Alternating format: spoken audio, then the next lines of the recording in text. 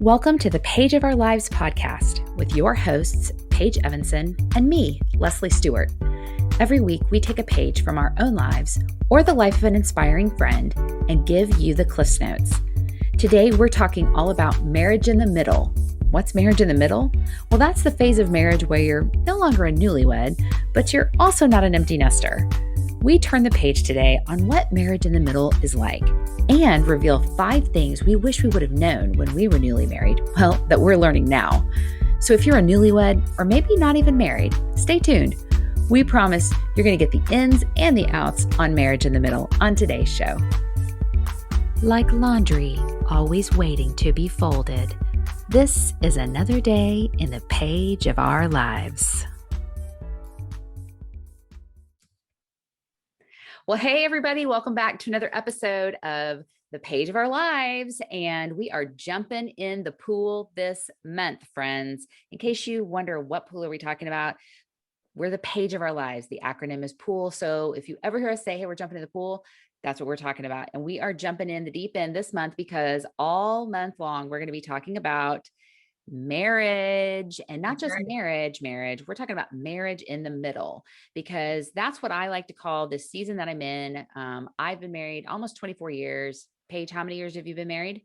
21. Will be 22 years this October. Yeah. So we like to call this season of life marriage in the middle, because we're not newlyweds and we're not, we're not empty nesters yet. And we're not retired married couple with all like these, 40 plus years of experience. We're kind of marriage in the middle. And I have just found that this is probably one of the more challenging seasons that I think I've experienced in marriage. I know Paige and I talk about this offline of our podcast from time to time. And I think it's also been challenging for you too. And so we want to jump right in talking about marriage and marriage in the middle, and kind of what specifically today, we're going to talk about 5 things that we wished we would have known when we were early married that we are learning now. So that if maybe you're not marriage in the middle, or maybe you're not even married yet, or maybe you're newly married, maybe you can listen to this and get a little bit of wisdom, or definitely more what not to do from our experiences. We're definitely turning a page of our lives today to talk about marriage. So we definitely want to give you the Cliff Notes. So don't tune out if you're not married, or if you're divorced or single, never been married, widowed. This is just, it's all about like relationships and share. It, like Leslie said, it is a page from our lives of what we wish we would have known. Maybe what we've done better. And I don't know what all is going to come out of our mouths in this episode, but I promise you, you want to stay tuned. That's great. Okay. Well, why don't I jump in? And I think it'd be great if we start by sharing maybe a little bit about how we met our spouses and just kind of what led into us being married. So I'm married to John, and we actually met in high school, which How old were you? I've met, well, I'll tell you, I met him when I was 17 years old. And he was 17. Yeah, he would have been 17 too. Okay. And he moved to my school.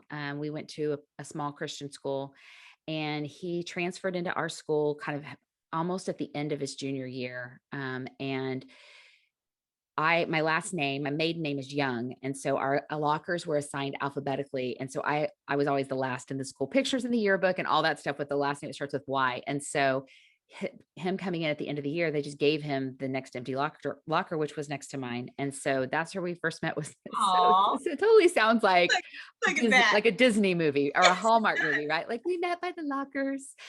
And we had a couple classes together our senior year, and I always thought he was cute, but he did not even know I existed. I'll just be real. He would not deny that either. I was not on his radar at all. And quickly upon coming into high school, he started dating, as a junior, mind you, he started dating one of the like prettiest girls in the senior class. Like he was the new guy on campus, and I love to give him a hard time about that. So fast forward to our senior year, we had some classes together. We had a lot of shared interests. We found out that our parents actually knew each other from long before he and I ever knew each other. When we were little, my dad used to have a private accounting practice, CPA practice. And John's dad is a pastor and Bible teacher and had a ministry for a long time. And he would bring his tax work to my dad's, No um, way. yes, to my dad's firm. And one of my dad's specialty was like nonprofit tax work. And so he knew John's dad. That's And crazy. yeah, it's kind of crazy. Another kind of cool behind the scenes story is that so John's dad had pastored a church. He's pastored a couple different churches in Tulsa where we grew up, and one of the churches that he pastored was in the real early 80s. My mom and dad were attending the Baptist church, but really hungry to learn about the Holy Spirit because they really weren't getting that at the Baptist church at the Mhm. time.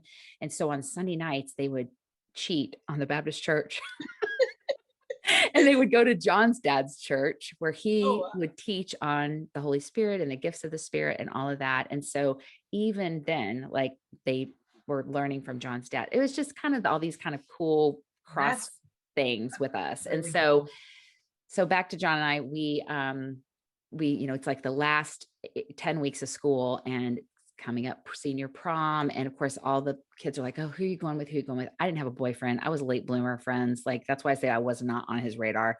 And I let someone know who had a large mouth, who I knew would get the word to him that I liked him. And if he asked me to prom, I would say yes. And so sure enough, that person who shall remain nameless, said something to him. And the next thing I know, he asked me. And I was like, and it was really You're cute. kind So of our shocked. very first date, I've actually posted pictures of this on Facebook and Instagram before, but our very first date was senior prom, May 1st, 1992.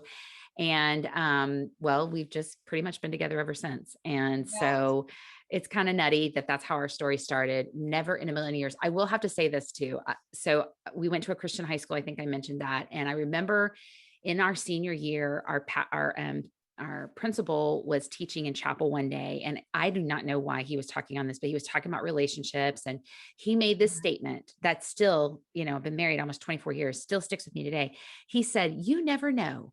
Some of you in this room might one day end up marrying one another." And I still think back about that with Joe McGee. He was our principal in high school saying that. And I'm like, look at that. Like, Look at that. you were prophetic, Mr. McGee, and you Yes, didn't even know it. Right. do it. So I have to That's laugh cool. about that. But yeah, so we met a million years ago and have been together for what seems like an eternity. All good.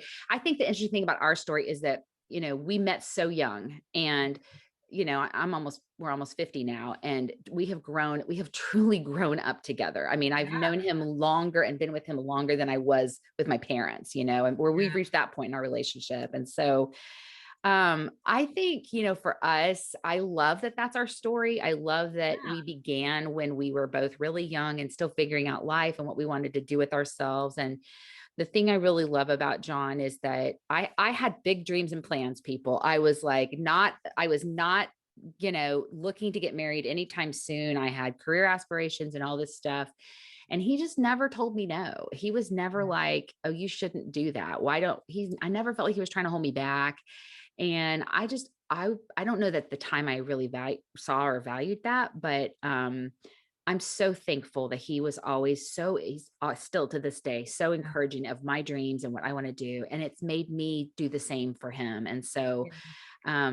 yeah, I'll get to my list of 5 things I wish I knew later, but I want to hear your story, how you and Clay met. Tell our listeners a little bit about your beginnings. Okay, well, we were pretty young too. We weren't quite 17, but I think we were like 20. When we Okay. had met, and we went to a big Baptist church in Tampa, Florida, and he was playing minor league baseball, and spring training is very big in Florida. So he's from Georgia, and I lived in Florida at the time. I'm from Mississippi originally, but anyways, we were in the college and career Sunday school class, and somebody had back home in Georgia had told him about this church and was like, you should go to this church because you'll probably meet some people there. Like it's a good place to meet people, and it's really big, so you should go there. So we were in the college and career Sunday school class, and he played baseball. So a lot of times people would ask him about baseball, and I didn't notice him. I was like, all guys are jerks. He's probably just another jerk. Like I was not interested in at the time. I was like, I am getting my college degree. I'm focused. I was getting my degree in journalism. So I was like, I'm going to take over Katie Couric's job one day. And I'm going to be somebody.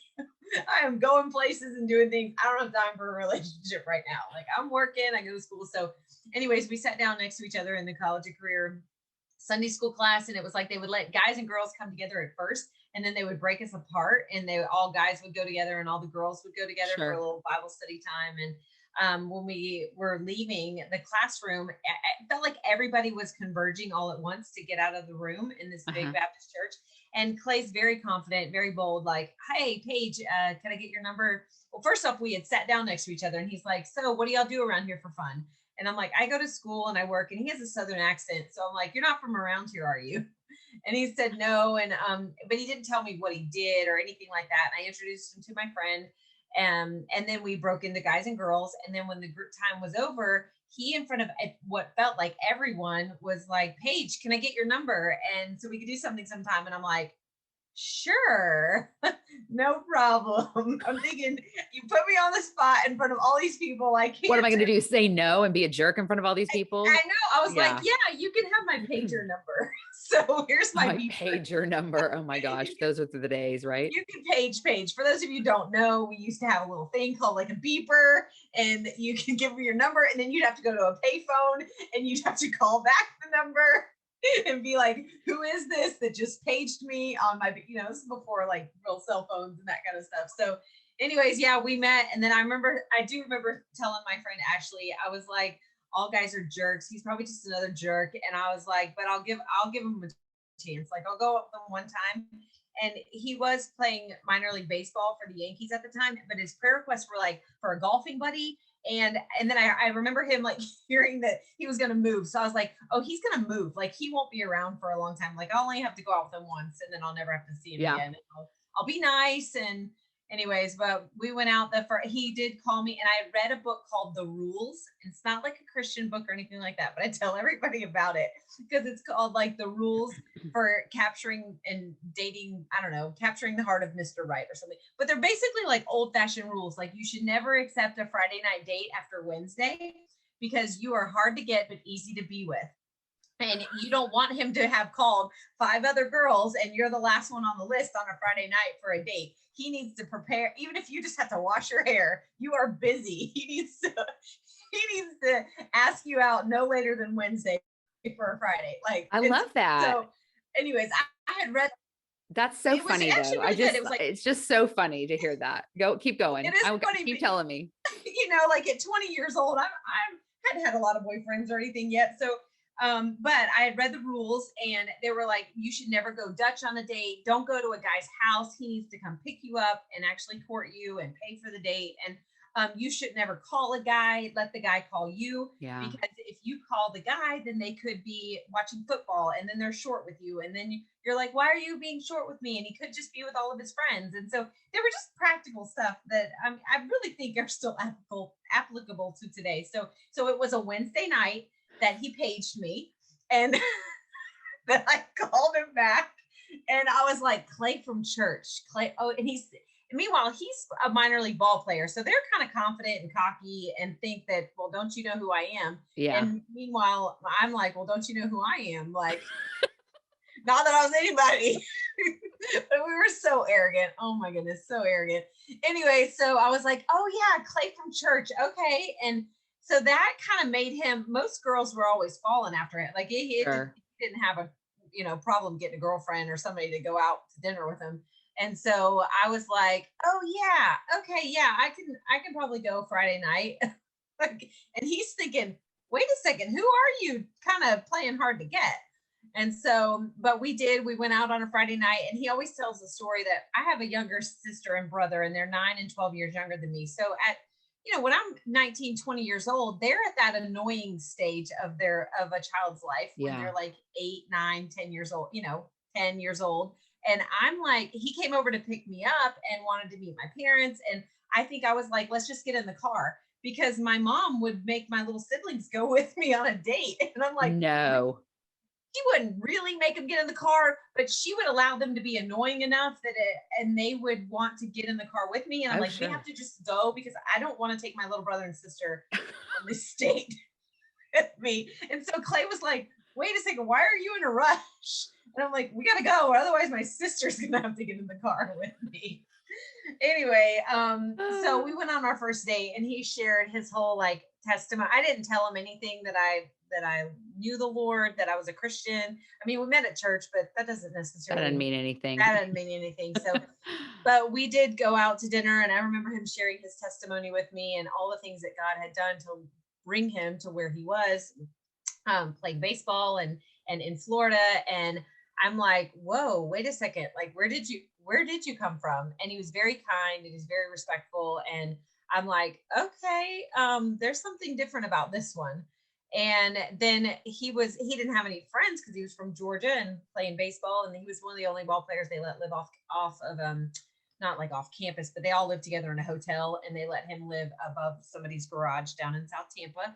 And so I remember him going out again, like, or asking again, when can I see you again? And I'm like, I don't know, I'm busy. I totally played hard to get those first few weeks. So, and then before I know it, he was over at our house all the time, just kind of hanging out. And he did talk to my parents all the time. And my mom, I remember her saying, I really like Clay. And I'm like, I do too. I'm like, I don't know why, but I really like him too. So that's how, we met in April of 98. And by Christmas time, we were engaged, got engaged on Christmas Eve. And then we waited till he was like ready to get married right away. And I'm like, no, we need to wait. There needs to be a process. I don't even know where I came up with all these things. But anyway, we got married in October of 99. And here we are 21 years later. And I've learned a lot in that process. I had no idea what I was getting into. I love that. Yeah, I don't think he had any idea I either. don't think any of us knew what we were getting into. Let's just be No, real honest. I think no. even when you know, when you think you've planned it out perfectly, it just always takes you by surprise in one way or another. And so I love your story. I think it's so fun that you played hard to get. I think it's hilarious that you read a book called The Rules, The rules for dating The and Rules capturing for the heart of Dating. Mr. Right. That's what yeah, you all have to look it up. They even have the rules for marriage afterwards. Like I mean, it's probably got a cult following or something like that. Who knows? Probably. Yeah, I love it. Anyway, I've Okay, actually probably bust so it out again. let's talk a little bit. We'll link it in the show notes. How about Yes. that? You might have to buy a used copy, but we'll link it in the show Yeah. notes. Whatever. Okay, so let's talk a little bit about 5 things that, kind of given now that we're both in this sort of marriage in the middle season, Yes. what are some of those things that you know now that you wish you would have known then? And so, do you want to go first? You want me to go first? Okay. You go first. I want to hear. I Okay. want to hear what your number one thing. Then I'll share my number one. We'll go back and forth. How's that? Okay. I will say this. My number one thing is, and this is maybe going to surprise some of you, that is this: submission is not a bad thing. So I come from a long line of very strong women, and had a mother who had a successful career, and I saw that, and my dad celebrated that, and so I kind of came into marriage. My parents never talked about submission. The only time I ever heard about submission was the verses in the Bible that talked about, wives be submitted to your husband. And I was like, that doesn't sound like fun. So no, I don't really want to do that. And I think adding insult to injury was the fact that I was very ambitious, like from a young age through high school, through college. Like I just had dreams and aspirations that I wanted to do. And for me, the idea of submission was like, that's a dream killer. Like that's what that meant to me. Yeah. If I'm submitted, then I'm never going to get to do anything I want to do. And what I didn't really realize was that submission is really what I've come to understand submission as is it's actually like a covering. It's actually a protection Yeah. as John's wife. And so I do have to tell this kind of funny story about the whole idea of submission. So I Yes, I want to hear mentioned it. that John is a pastor's kid, and my father-in-law pastored churches, and he also used to write curriculums and did a lot of traveling and teaching and stuff. And when we were on our honeymoon, we had rented a house and moved all of our stuff in. And John actually, I think, lived in a house right before we got married. And then we got married, went on our honeymoon, and his parents at the time did not live in Tulsa. They lived in Florida actually. And Okay. they had come back for our wedding and all this stuff. Well, while we were away, they stayed in our house. And then we got back from the honeymoon and they had gone back to Florida, but they had left us on the dining. We come home from our honeymoon, we walk in, there's this set of stuff on the dining room table, and it's from his parents. And it's a whole bunch of his dad's like books and teachings and things like that. And right on the very top, Like, notice me first. right, exactly, is this set of teaching tapes. Back in the day, kids, pastors would record their messages on cassette tapes and then Yes. sell them at their book table for money, right? So right on the very top of the stack is this set of tapes, and the title of the tapes is, drum roll please, What the Word Says About Wives Being Submissive. And So Leslie, if that wasn't a subliminal message, I just don't know what is, right? So you just eagerly and picked if that one my up. mother and father-in-law listen to this, you know that I love you, and we can joke about these kinds of things now. But when I was 23 and newly married and thought that I was all that and a bag of chips, as we said back in the day, I did not need anybody to teach me about what the word said about wives being submissive.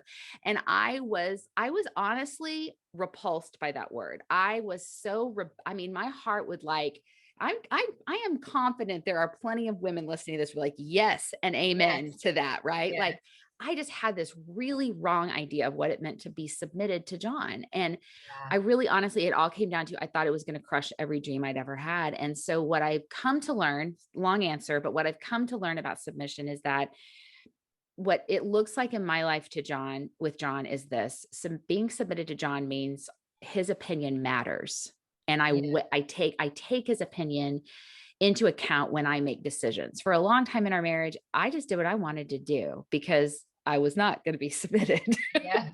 And I ended up hurting myself, hurting him along the way. And when I've learned and allowed God to humble me and teach me that John's opinion is actually, it matters, and it actually provides, oftentimes it provides protection Oh, to me yeah. because I'm an impulsive person. Like, great example, this week we're trying to plan some time away, and I didn't even, I mean, I know he wants to get away with me, but instead of like sitting down and talking about it and looking at the calendar, I just jump in. I'm like, we're going to go here and we're going to go this weekend and da da da da. And he's just like, okay, hold on just a second. Like, I am all about this idea with you, but like, you're already, you've got the passports and the bags packed, like you're Yeah. ready to go.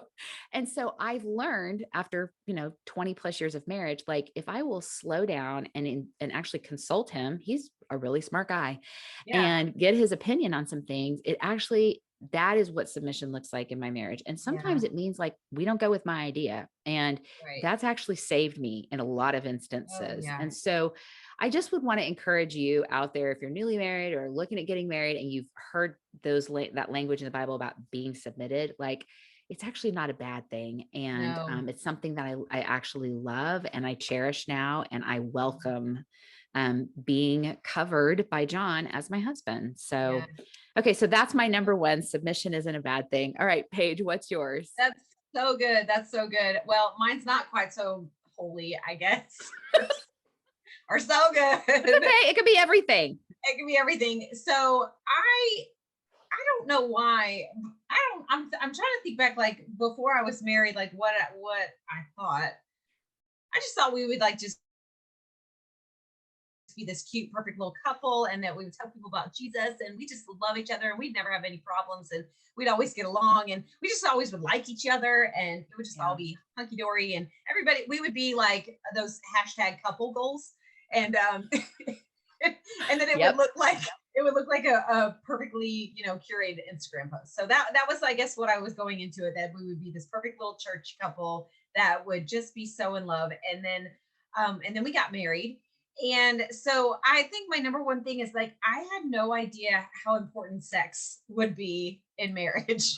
Yeah. Like, I knew that was important, but I had no idea just how important it would be. And it was like, it wasn't that I was ever taught that sex was a bad thing, but I just did not know that it needed to always be a priority. To me, it Mm, was more like, let's have make sure that we're doing all of, probably I guess probably more of a legalistic mindset, that mm, we needed to look like we were perfect little couple, and go to church and go to work and have a clean house and have everything all tidy. That I just didn't, and then I would be tired from doing all those things that I just didn't make intimacy a huge priority. And that was a huge, I don't know, it's taken me a while to learn that's huge. Like you definitely need to have an ongoing active sex life in your marriage, and make that a priority, and make your husband a priority. And I will say it was not until, I feel like actually a few years ago, that I wish I would have known about this resource. That it's a lady named Esther Perel. Have you ever heard of her, Leslie? No. Uh-uh. Esther Perel, she's like a relationship expert, counselor type of person. I'm not sure that I don't know if she's a Christian or not. She may be. But she talks a lot about like how for women, when they feel like they have too much responsibility, that their desire actually drops a lot. And for Mm. a man, he's ready to go all the time. And so she shares a lot of really great stuff on how to kind of keep that intimacy alive after you've been married for a long time. So Esther Perel, I would totally look up her stuff. Now, I have not read all of her books. I've just listened to several of her YouTube stuff. So if you watch or read her stuff and you're like, oh God, what did you just recommend? Just forgive me in advance. Just forgive me in advance. I've just watched a few things that I'm like, yeah, girl, you get it. Like this is how it's supposed to be. So, but if you watch something and she's totally controversial, I don't take I my hands are off of that one or whatever. But sex and intimacy in your relationship, it's huge. You know, it is Yeah, it huge. is. And if you choose to have sex before you get married, or do things like that before you get married, often it will open up a can of worms after you get married. Like Yeah. I try to tell my kids, like there are reasons why God says to safeguard it, because it's such an awesome thing that God gave us in the gift of marriage. But you got to keep doing it.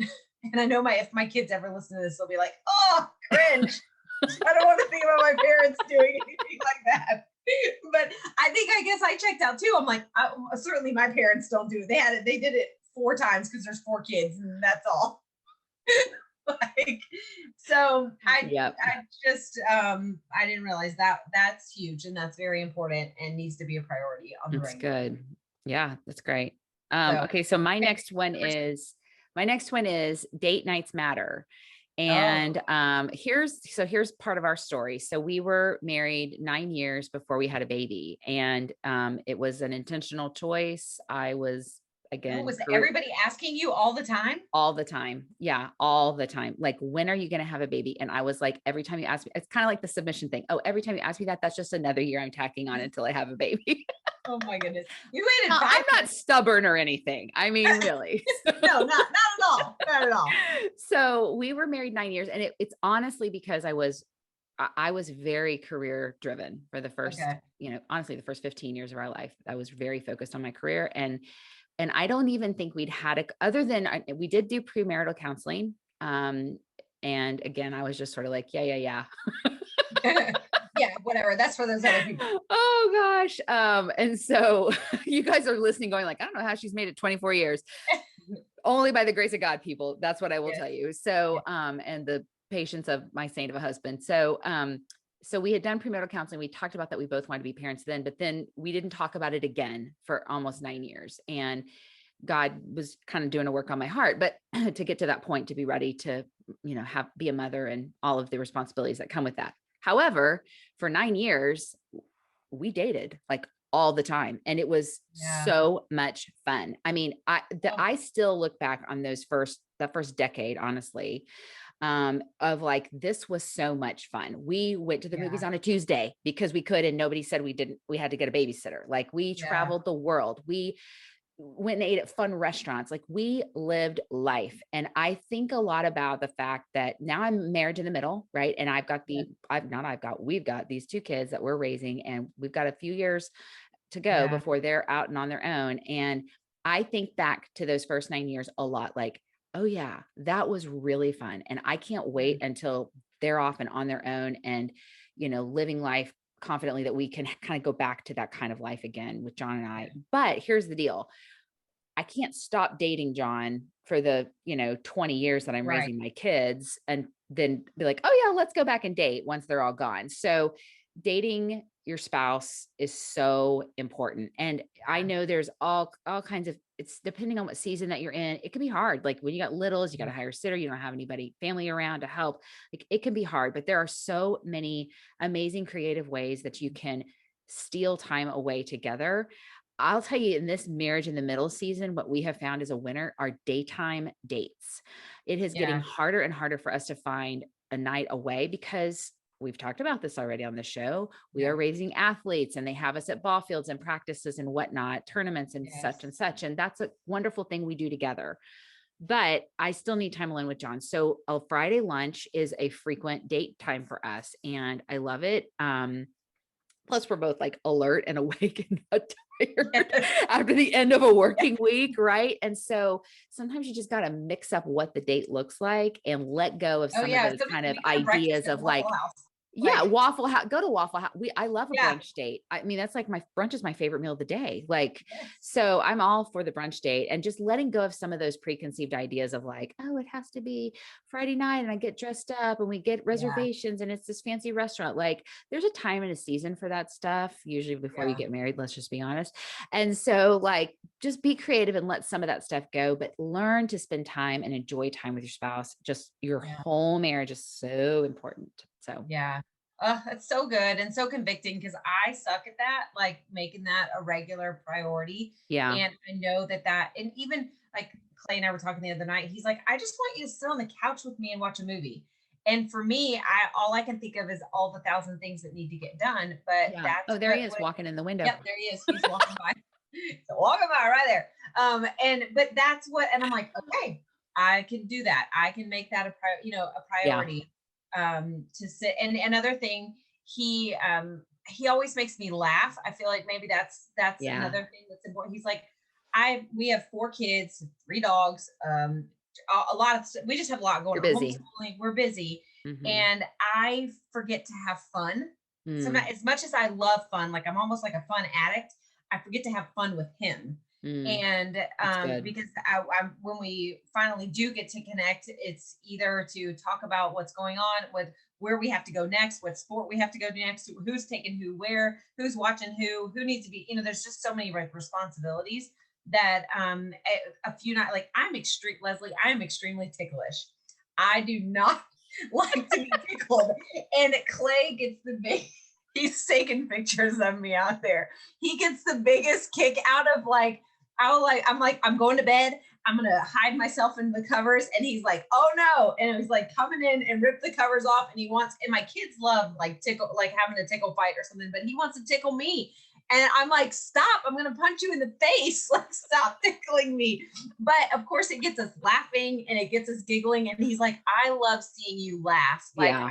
I love laughing with you and I love having fun with you. And I'm like, I need to remember to pause and just do fun. Just Yeah.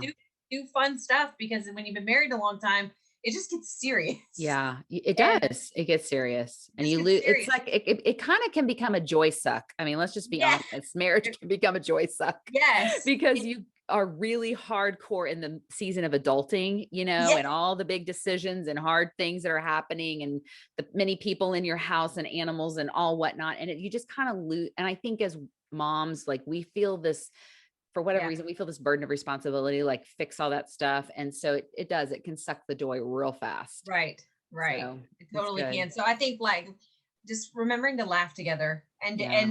and like you said, schedule those dates to go and do something. We have a thing at in our community. It's called Jazz on the Alley, and it's every Thursday night.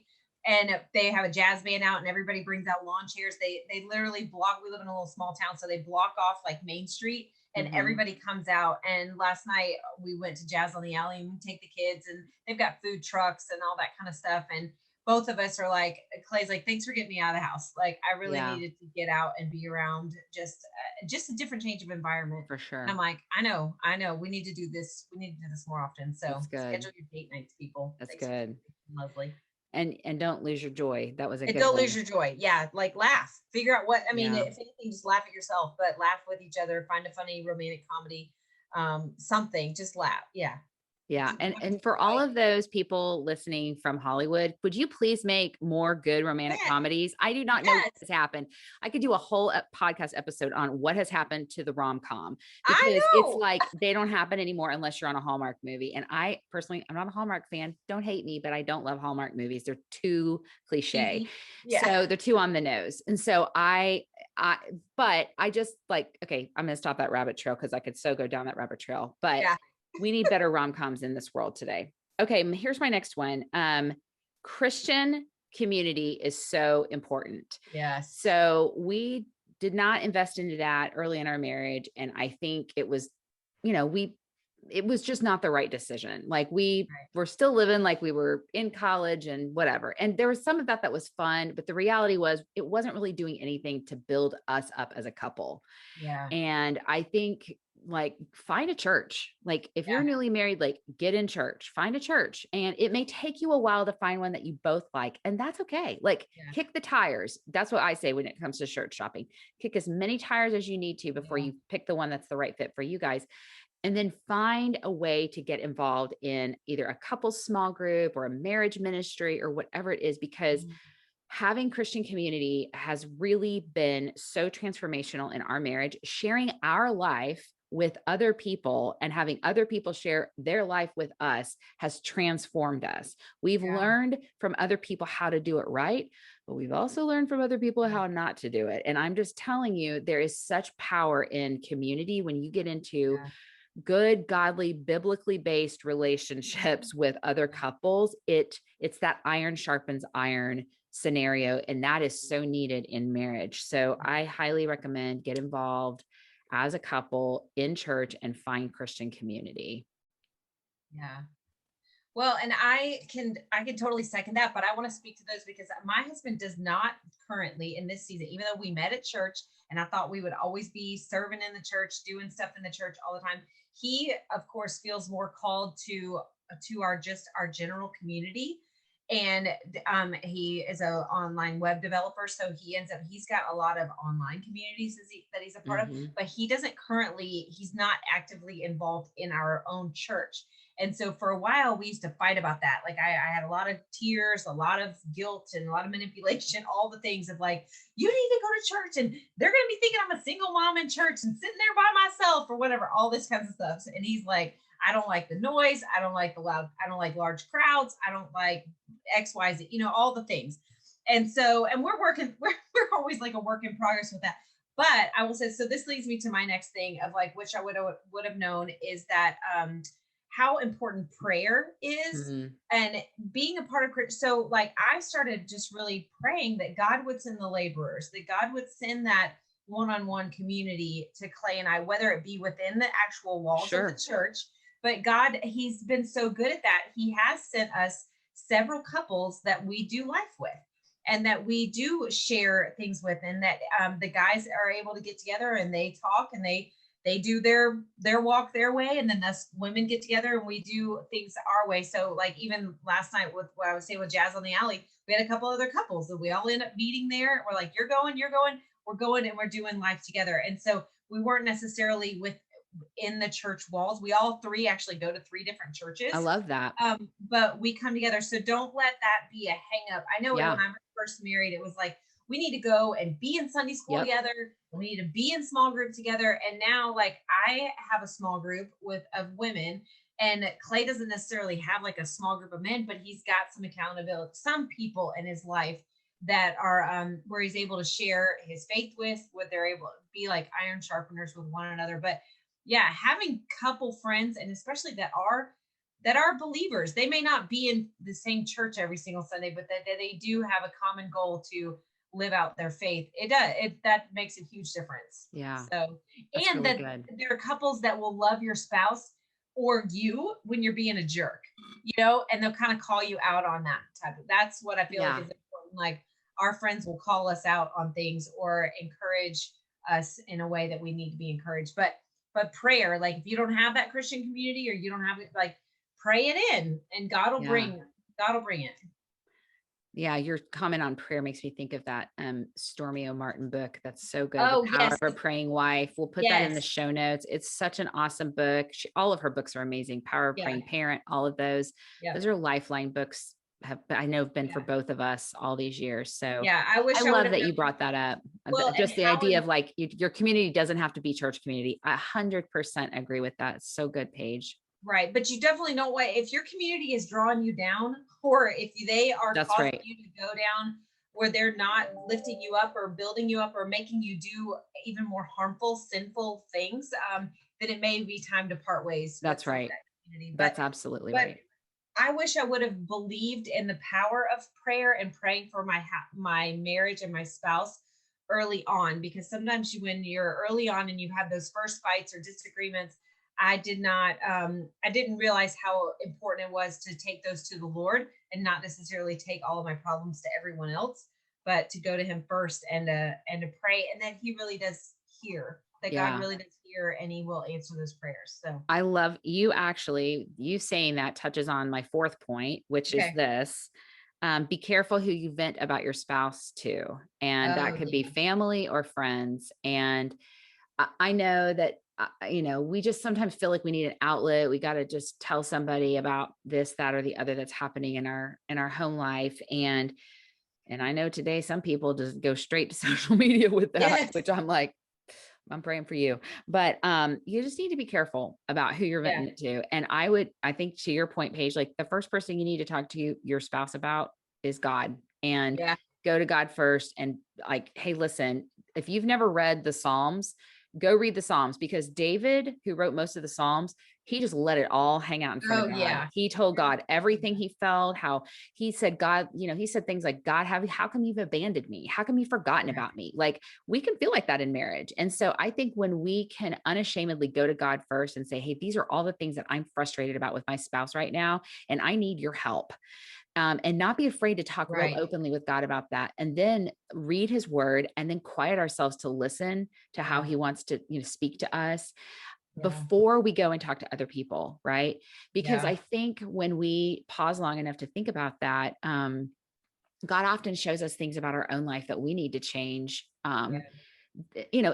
It's a two-way street. You both have responsibilities, but when we vent to friends, and especially when we vent to family, like, it's just never healthy. It just No. ends up that people feel like they have to take sides, or you Right. get bad advice or whatever. Like, if you need to truly talk to somebody because there's some things going on in your relationship that are not good, you Yeah. need to call and get some help. I mean, that's just my Yes. personal, whether that's from your local church, that's through online counseling, it's through Yeah. a personal licensed counselor. Like, there are tons and tons of Yeah. resources available for people, I think, to help you, with Yeah. whatever you're struggling with in your marriage. But like, just be careful about who you share some of that stuff with, because I just think we have to be protective of our relationships with our Yeah. husbands and our spouses. And Right. when we go and we blab to a coworker or whatever, it can do some damage that I don't think we're always Right. conscientious of. So being Right. aware of that, I think, is really important. Yeah. I think, okay, so my next thing that I wish I kind of would have known was, you definitely need to talk about, like, before, well, for those that are not married yet and you're going to want to go that route, you really need to talk about the family dynamics and the holidays.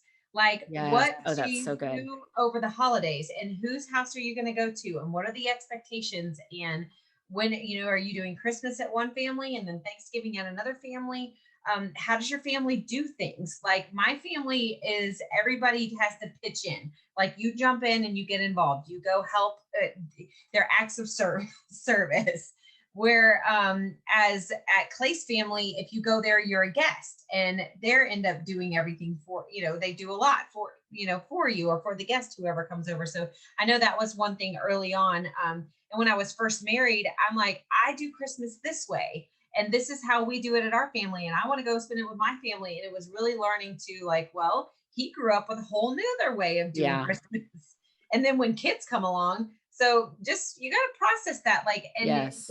and when you're dating somebody, especially, you need to look at their families. Like, look at their sisters, look at their brothers, look at how they treat their parents and that kind of stuff, because you get the whole kit and caboodle when you get married. You don't just get your spouse. That's You right. get their families, you get their siblings, you get all of it. And you really need to ask yourself, is that what I want? Is that what I want to be a part of? Yeah. So don't think that, I love that.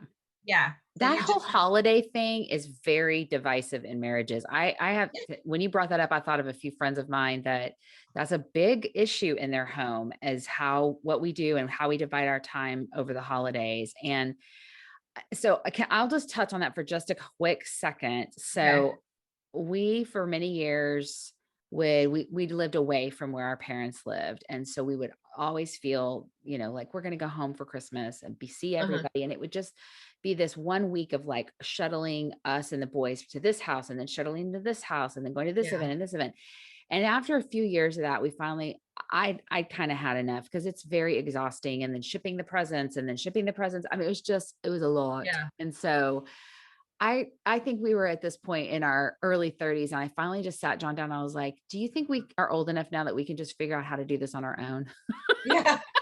Sometimes I Yeah. think you have to have permission, like give yourself permission to like create your own traditions, create Yeah. your own holidays, and not always and it's not because you don't love your family and you don't necessarily want to be with them, but there does come a point in time where you have to kind of figure that out, what that looks like Yeah. for your family, and be brave and united in making that Yes. decision. I think that's the hardest part is when people aren't united, Yeah. working through that stuff. But that, I mean, that can really be a contentious thing. So, Yes. okay, here's my last one. Okay. It's a bumper sticker. Are you ready? Yes. Gratitude changes your attitude. And I think this is, Amen. man, this is like a principle Preach of it. life and it is a principle of marriage. And I'm preaching to myself with this one Yes. because it is super easy for me to sit here and I could make a laundry list of all the things that are not going right, or I'm not happy about, or I wish were different in my Yeah. relationship with John. But if I will choose to instead look at him with a spirit of gratitude and think through all the things I'm thankful for about him, Yeah. it far outweighs the things that 100%. I'm frustrated with. Yeah. And listen, please hear us say this. If you are in a relationship where you are being abused or neglected in any way, we are not here to say you need to stay in an environment like that. You need to get help Right. and support. Right. But if you're in a relationship where your spouse is just getting under your skin a little too much, and can I just say this? After living for 365 plus days with all of our spouses over the last year, I'm sure we're all feeling this, right? Yeah. So, learning to have a spirit of gratitude towards the person that God's gifted us with in our Mhm. spouse is huge Yeah. in learning to appreciate them and appreciate the gift that they are. So, gratitude will change your attitude. And even if you have to like every day write down 5 things you're thankful for about your spouse. I mean, they can be little things. Yeah. They can be like, he took out the garbage. Like I honestly, that would be one I would Yeah. put down because I hate taking the trash out.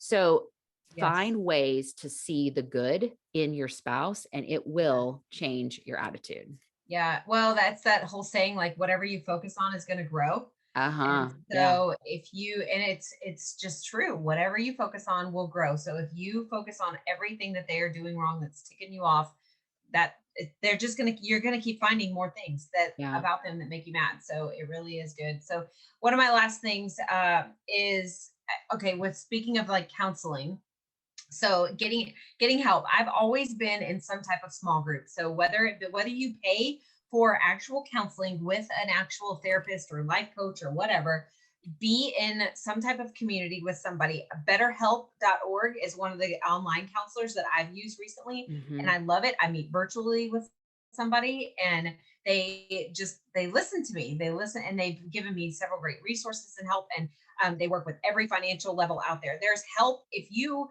but you got to ask for it. Don't be Yeah. so prideful to think that and it's not like you're always going to need help. Some seasons you're good, but then other seasons you're like, you know what, I just need somebody else to give me perspective on getting some help. But one of the greatest things, which this would be my last little tip that I got from the counselor actually, was to really ask yourself, what do you want? Mm. What do you want in this week, this month, this year, in this season of your marriage? What do you want? What's the vision? Because we get lost in serving and give, especially I know for me when kids came along, I'm meeting everybody else's needs and I'm meeting what my spouse wants, that I never really take time to sit down and think, well, what do I want? Mm. What do I want my marriage to look like? What do I want? What would make it, what do I want? And that was a really, it seems so simple, but yet I don't ever give myself permission to really think about, what do I want? What would a great marriage look like? What would it look like this week, this month, just today? What would that look like? So really taking some time, like, give yourself permission to have time to think about those things. That's good, Paige. What do you want? Like, to get quiet. And especially if you're in a rough patch in your marriage, like, take that, get up early if you can. We've talked about this in another episode, like, get up early Yeah. and journal and write down. And it may take you some time, and it may take you having some conversations with a good friend or a counselor or something, but really just journaling down, like, well, what do I want? What's the vision? And then casting that vision, or this is what I want. If you don't, I mean, in scripture in Habakkuk, it talks about write the vision down. And so take some time and write that vision down and watch it come to pass. It kind of just helps you clarify and give you a sense of peace and direction. I tell people, like, clarity is kindness. And so sure. be kind to yourself and to your spouse by getting really clear on what do you want. That's great. Oh man. There you go. I needed your advice. And so thank you. That was such good wisdom. So thank you for sharing today. And friends, we want to encourage you that honestly, marriage is it really is the greatest thing ever. And, but it takes work. I mean, let's just be truthful. It takes work but it's such worthwhile work. And listen, it's the good hard. it really is. And we have a few more episodes coming up. We are going to introduce you guys to some friends of ours, some that have been through betrayal in marriages. We don't want to act like we have it all together and our marriages are just like perfect, but we want to connect you with some friends of ours that have some great resources where they have dealt with the ugly, hard stuff of marriage. And then we've got some guests coming up that have dealt with learning about what the Bible has to say about marriage and sex and intimacy. And we're diving in the deep end of the pool. That's friends. right. We're just scratching the surface here with this episode. That's right. Well, hey, everybody, thanks for joining us for another episode of the Page of Our Lives podcast. We love that you're on this journey with us. So we can't wait for you to tune in. Stay tuned. Check the show notes for all the resources we listed today, and we will see you next time. Bye, friends. Bye. Well, that closes another chapter on the Page of Our Lives podcast. Did you know we're on Facebook, Instagram, and YouTube? Well, we are. Just search for Page of Our Lives podcast. Curious where to find things we mention on the show? Check out our show notes on our website, pageofourlivespodcast.com. And if you liked today's episode, be sure and share it with a friend. And we would love for you to leave a rating or a review in your podcast player. Thanks for listening, and we'll see you next time.